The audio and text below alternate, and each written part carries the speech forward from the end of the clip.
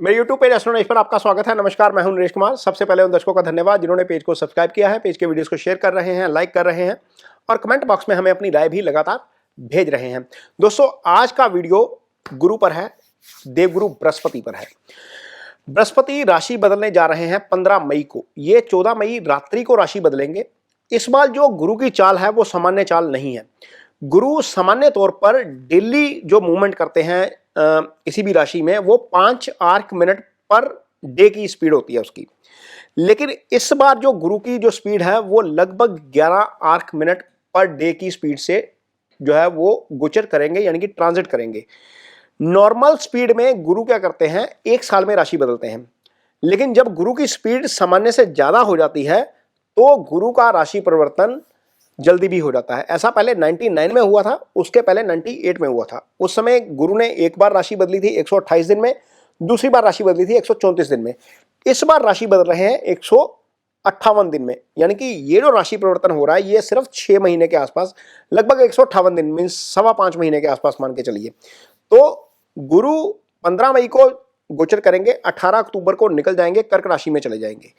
18 अक्टूबर को कर्क राशि में जाकर दोबारा वापस आएंगे, क्योंकि ये वक्री हो जाएंगे। वक्री होकर फिर दोबारा वापस आएंगे मिथुन में और फिर मई तक यहीं रहेंगे और मई 14-15 के आसपास ही दोबारा राशि बदलेंगे। ये 1 साल का पीरियड है। लेकिन पीरियड ऐसा है कि एक बार अतिचारी हो जाएंगे। अतिचारी शब्द मैं यूज कर रहा हूं, ये एक्चुअली शीघ्र गति है। शीघ्र गति हो जाएंगे, शीघ्र गति होकर आगे जाएंगे, आगे जाकर फिर दोबारा रेट्रोग्रेड होंगे, रेट्रोग्रेड होकर पीछे आएंगे, फिर मिथुन में आ जाएंगे। तो मिथुन में यहां पर रहेंगे अगले साल मई तक। तो गुरु चूंकि ब्लेसिंग्स के कारक हैं, इसका आपके ऊपर क्या असर पड़ेगा ये वीडियो में चर्चा करेंगे। लेकिन इससे पहले एक बात समझिए कि गुरु कितने इंपॉर्टेंट हैं आपके लिए। आपकी कुंडली में 12 भाव होते हैं। 12 भाव में से दूसरा भाव होता है धन का, पंचम होता है बुद्धि विवेक का, संतान का, इसको सुत भाव कहते हैं। नवम होता है आपका भाग्यस्थान, इसे अध्यात्म भी देखा जाता है, इससे फादर की भी चर्चा की जाती है। 11वां भाव होता है आपके लाभ का, यानी कि आय का। तो 8 में से 4 भावों के कारक गुरु हैं। गुरु की 3 दृष्टियां हैं। गुरु एक स्थान पर जहां पर बैठते हैं उसको भी प्रभावित करते हैं, 3 दृष्टियों से भी प्रभावित करते हैं। तो आप इमेजिन करिए, 4 भावों के कारक एक जहां पर बैठेंगे 3 दृष्टियां देंगे, यानी कि कुंडली के 12 में से 8 भावों के ऊपर गुरु का जो है वो इंपैक्ट रहता है। तो ऐसे गुरु जब राशि बदलेंगे तो आपके लिए क्या लेकर आएंगे, इस पर चर्चा करते हैं। तो सबसे पहले मेष राशि। अब बात करेंगे मिथुन राशि के जातकों की। चंद्रमा के ऊपर से गुरु का गोचर अच्छा नहीं होता। शास्त्रों में यह कहा गया है कि चंद्रमा के ऊपर से गुरु का गोचर अच्छा नहीं है। लेकिन इसके बावजूद गुरु की दृष्टि अच्छी है। उसकी अच्छी दृष्टि का क्या परिणाम निकलेगा ये समझने की कोशिश करिए। यहां पर गुरु की अपनी राशि मिथुन आपके सप्तम में आ जाएगी और गुरु उस भाव को देखेंगे। जब सप्तम एक्टिवेट है तो यह पार्टनरशिप का भाव है। यहां से यदि आप कोई बिजनेस पार्टनरशिप करना चाहते हैं तो डेफिनेटली वो भाव एक्टिव है, आप कर सकते हैं। यदि शादी का समय हो गया, आपकी शादी नहीं हो रही है, तो निश्चित तौर पर गुरु यहां पर गोचर के दौरान वो शादी का काम करवा सकते हैं। यदि आपको संतान की वेट है, मींस आप संतान प्लानिंग कर रहे हैं लेकिन संतान हो नहीं रही है, तो ये भाव एक्टिव है आपका 5th, क्योंकि गुरु जब आपके चंद्रमा के ऊपर से गोचर करेंगे तो आपके 5th को एक्टिव कर देंगे। ये संतान का भाव होता है। गुरु इस भाव के कारक भी होते हैं। यहां पर गुरु बैठेंगे तो आपके 9th को भी एक्टिव करेंगे। यह भाग्यस्थान होता है। तो भाग्यस्थान का एक्टिव होना, इसका मतलब यह है कि आपको छोटी छोटी बातों में भाग्य का साथ मिलना शुरू हो जाएगा।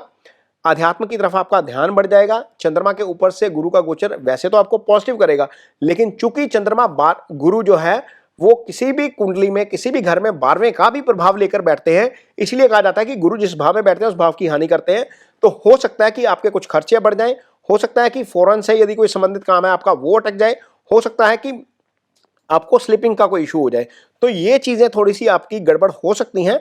अदरवाइज मिथुन राशि के जातकों के लिए चंद्रमा के ऊपर से गुरु का गोचर डेफिनेटली आपको अच्छे परिणाम जो है वो देकर जाएगा। जहां जहां गुरु की दृष्टि है वहां पर तो आपको उसके अच्छे परिणाम जरूर मिलेंगे। यदि आपकी कुंडली में गुरु की पोजीशन खराब है, गुरु आपकी कुंडली में 8th हाउस में है, 6ठे भाव में है, 12वें भाव में है, गुरु राहु केतु एक्सिस में है, शनि मंगल के साथ है, गुरु सूर्य के साथ आकर अस्त बैठे हैं, तो आपको निश्चित तौर पर गुरु की रेमेडीज कुछ जरूर करनी चाहिए। गुरु की रेमेडी के तौर पर आप क्या कर सकते हैं, सबसे इजी रेमेडी जिसके लिए कहीं जाने की जरूरत नहीं है, ओम ब्रह्म बृहस्पतये नमः, ये गुरु का बीज मंत्र है।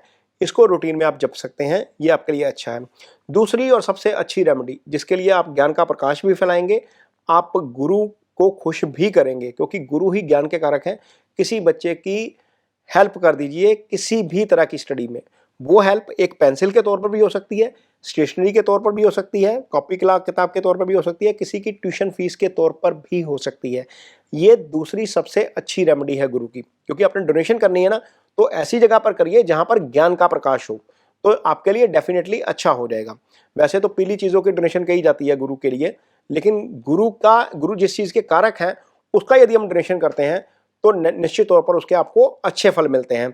तीसरी चीज़ जो आप कर सकते हैं वो है गुरु का जो है वो फल का पेड़ लगाना। जो नॉर्मल पेड़ होता है वो बुध से आता है, गुरु फलदार पेड़ों के कारक हैं। यदि आप एक पौधा लगाते हैं, खासतौर पर जो धनु राशि के हैं या जो मीन राशि के हैं, एक पौधा लगाते हैं और वो फलदार पौधा है, तो वो फलदार पौधा आपको फल तो देगा ही देगा, गुरु आपको अलग से फल देंगे। मीन आप पर्यावरण की भी हेल्प कर जाएंगे, आप गुरु भी अच्छा कर जाएंगे। तो वीडियो के स्टार्टिंग तो मैंने बताया ही है कि गुरु किस किस भाव के कारक हैं। धन में वृद्धि देंगे, प्रमोशन देंगे, संतान देंगे, भाग्य जगाएंगे।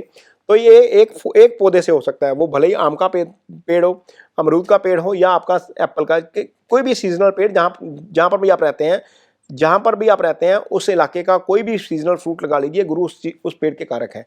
ये तीसरी रेमेडी है। चौथी रेमेडी, रूटीन में हम जब जाते हैं मंदिर में, तो मंदिर में कोई पीली चीज़ का दान कर सकते हैं, कहीं पर भी कोई पीली चीज़ का दान कर सकते हैं। वृद्धाश्रम में जाइए, अपाहिज आश्रम में जाइए, कहीं पर भी जाइए, पीली चीज़ का दान करिए। पीली दाल भी हो सकती है चने की, पीला प्रसाद भी हो सकता है। और यदि गुरु आपको लगता है कि थोड़ा सा ज़्यादा डिस्टर्ब कर रहे हैं, तो अटायर थोड़ा सा अपना येलो शेड में कर दीजिए। ये गुरु की हल्की हल्की रेमेडीज़ हैं जो बहुत ईजी हो जाएंगी।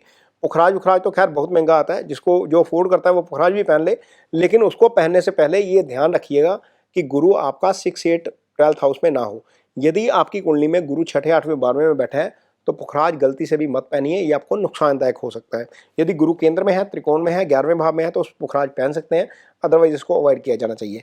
तो ये कुछ गुरु की रेमेडीज़ हैं जिनकी कुंडली में गुरु खराब है, वो आप कर सकते हैं।